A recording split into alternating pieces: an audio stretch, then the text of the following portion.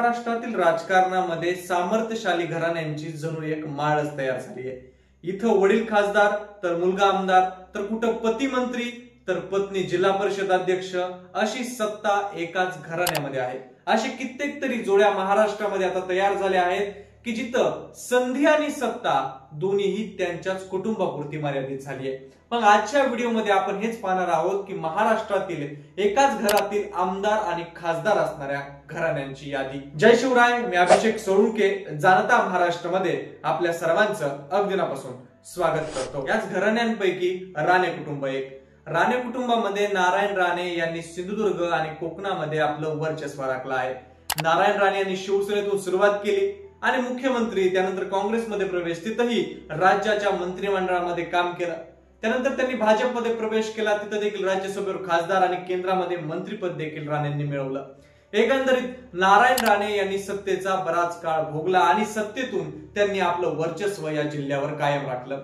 आणि असंच नारायण राणे यांचे मुलगा असणारे नितेश राणे हे सध्या कणकवली मतदारसंघातून भाजपकडून आमदार आहेत।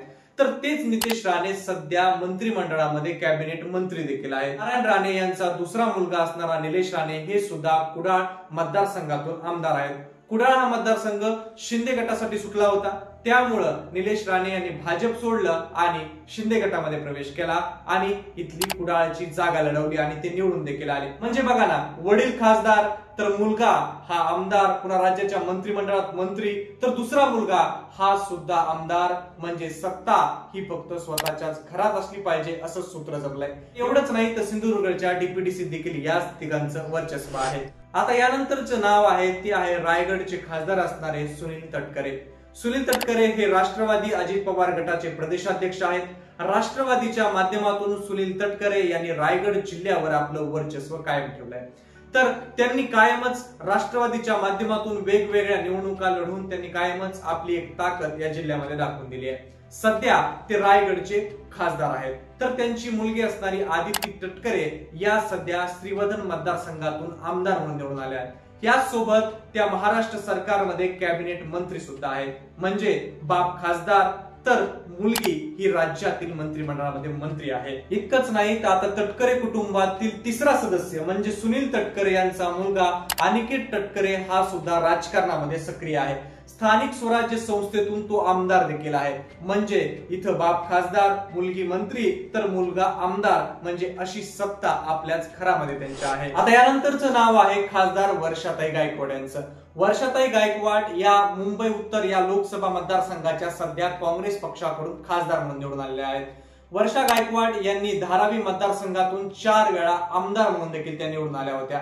धारावीच्या या मतदारसंघावर गायकवाड कुटुंबाचं चांगलंच वर्चस्व होतं। 2024च्या लोकसभा निवडणुकीमध्ये त्यांनी आमदारकीचा राजीनामा देऊन लोकसभा लढवली आणि या लोकसभेमध्ये त्या निवडून देखील आल्या। मग याच रिक्त जागेवर त्यांच्याच घरातील त्यांची बहीण असणारी ज्योती गायकवाड यांना संधी देण्यात आली आणि त्या या मतदारसंघातून आमदार म्हणून देखील निवडून आल्या। म्हणजे वर्षाताई गायकवाड या खासदार तर त्यांचीच बहीण ही आमदार आहे।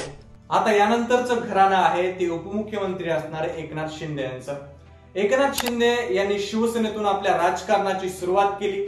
शिवसेनेच्या राजकारणातून आमदार, मंत्री आणि त्यानंतर मुख्यमंत्री आणि उपमुख्यमंत्री पदापर्यंत शिंदेचा राजकीय प्रवास हा चढताच आहे। विशेषतः एकनाथ शिंदे यांनी आनंद दिघे यांच्या माध्यमातून ठाणे जिल्ह्यावर आपलं राजकारणाचं वर्चस्व कायम राखलं। एकनाथ शिंदे यांनी शिवसेनेमध्ये बंड केल्यानंतर मुख्यमंत्री पद देखील त्यांना मिळालं होतं। आता राज्याच्या मंत्रिमंडळामध्ये महत्वाची खाती त्या उपमुख्यमंत्री पद देखील एकनाथ शिंदे यांच्याकडे आहे। असे एकनाथ शिंदे यांचा मुलगा असणारे डॉक्टर श्रीकांत शिंदे हे 3 वेळा कल्याण लोकसभा मतदारसंघातून खासदार आहेत। एकनाथ शिंदे हे उपमुख्यमंत्री आणि त्यांचाच मुलगा डॉक्टर श्रीकांत शिंदे हे खासदार देखील आहेत। आता यानंतरचं नाव आहे अशोक चव्हाण यांचं। काँग्रेसमधून राज्याच्या मुख्यमंत्री पदापर्यंत मजल मारलेले अशोक चव्हाण यांनी नांदेड जिल्ह्यावर कायमच आपल्या राजकारणाचा दबदबा ठेवून ते आहेत। शंकरराव चव्हाण यांचा वारसा जोपासत त्यांनी कायमच मराठवाड्यातलं राजकारण त्यांच्या बाजूने झुकतं ठेवलं होतं। त्यानंतर त्यांनी आता भाजपामध्ये प्रवेश केला। ते सध्या भाजपकडून राज्यसभेवर खासदार देखील आहेत। तर त्यांची मुलगी असणारी श्रीजया चव्हाण या देखील भोकर मतदारसंघातून सध्या आमदार आहेत। म्हणजे बाप एकीकडे खासदार तर मुलगी आमदार आहे। आता यानंतरचं नाव आहे संभाजीनगरचे खासदार असणारे संदीपान भुमरे यांचं। संदीपान भुमरे हे शिवसेनेतून पैठण मतदारसंघातून 3 वेळा आमदार राहिलेले आहेत. तर जेव्हा राज्यामध्ये एकनाथ शिंदे यांनी शिवसेनेमध्ये बंड केलं तेव्हा त्यांनी एकनाथ शिंदे यांची साथ दिली. त्यांनी राज्याच्या मंत्रिमंडळामध्ये देखील काम पाहिलेलं आहे. असे संदीपान भुमरे यांनी पैठण भागामध्ये आपल्या राजकारणाचा दबदबा कायम ठेवला. अशाच वेळी 2024 ची लोकसभा निवडणूक आली आणि त्यांना लोकसभेचं तिकीट देण्यात आलं. यावेळी ते लोकसभेवर निवडून देखील आले. अशा वेळी त्यांची रिक्त झालेली पैठण मतदारसंघातील जागा, या जागेवर त्यांचेच पुत्र असणारे विलास भुमरे यांना तिथून संधी देण्यात आली. पैठण मतदारसंघातून आमदार म्हणून निवडून देखील आले. म्हणजे बाप खासदार आणि इथं देखील मुलगा आमदार आहे. आता यानंतरचं नाव आहे की ज्यांनी महाराष्ट्राचं राजकारण कायम आपल्या नावाभोवतीच ठेवलं आहे, ते असे शरद पवार. शरद पवार यांनी बारामतीतून आपल्या राजकारणाची सुरुवात केली आणि महाराष्ट्राचे 4 वेळा मुख्यमंत्री पद देखील भूषवलं. केंद्रामध्ये देखील ते मंत्री होते आणि त्यासोबत महाराष्ट्राच्या राजकारणामध्ये त्यांनी आपलं केंद्र कायम ठेवलं आहे. असे शरद पवार यांनी आपल्या घराण्याची सुरुवात केली.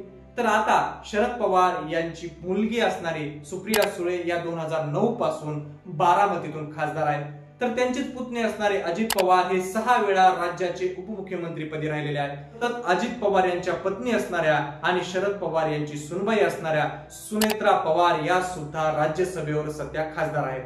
तर नातू असणारा रोहित पवार हे देखील कर्जत जामखेड मतदारसंघातून सध्या आमदार आहेत. म्हणजे राज्यसभा घरातच, लोकसभा देखील घरातच, उपमुख्यमंत्री पद देखील घरातच आणि आमदारकी पद सुद्धा घरातच, असं राजकारण शरद पवारांनी आपल्या घराभोवती ठेवलंय. म्हणजे सत्ता आपल्या घराभोवती कशी खेळून ठेवता येईल याची सोय जणू या राजकीय मंडळींनी करून ठेवली, अशीच परिस्थिती सध्या तरी आपल्याला महाराष्ट्रात दिसतेय. कारण एकाच घरात कुठं बाप खासदार, मुलगा आमदार, मंत्री, तर सुनबाई कुठं जिल्हा परिषद, अशा प्रकारची अनेक उदाहरणं महाराष्ट्रामध्ये आहेत. ही जी उदाहरणं होती ही काहीच उदाहरणं होती. अशी अनेक उदाहरणं महाराष्ट्रामध्ये आहेत. तुम्हाला त्याबद्दल जाणून घ्यायला आवडेल तर कमेंट करून नक्की सांगा आणि अशाच प्रकारच्या व्हिडिओसाठी आपल्या जनता महाराष्ट्र या युट्यूब चॅनलला नक्की सबस्क्राईब करा. धन्यवाद.